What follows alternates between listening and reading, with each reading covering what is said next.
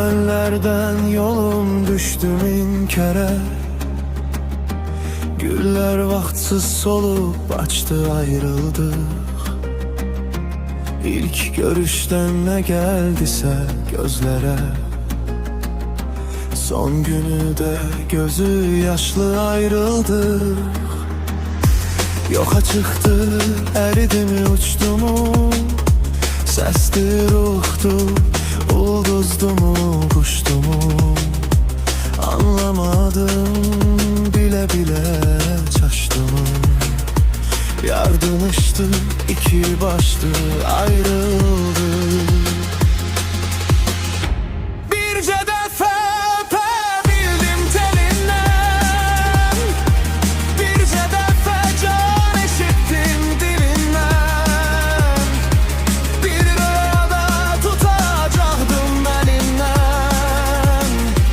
Çağırdılar, yuhum kaçtı, ayrıldı. Bu ümitte beni koydu gümansız. Vurup geçti cellat kimi amansız. Diller töktüm, inanmadı imansız. Bakıp gördüm, kalbi taştı, ayrıldı.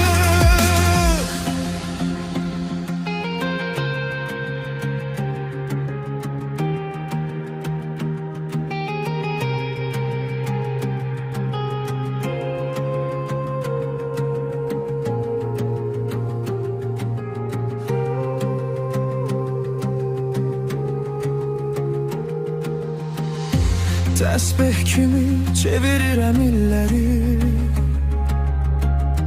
yanağımda kuruduram selleri. İnanmıram duvak tutar telleri. İkimiz de başı daştı, ayrıldı. Tesbih kimi çevirirem illeri,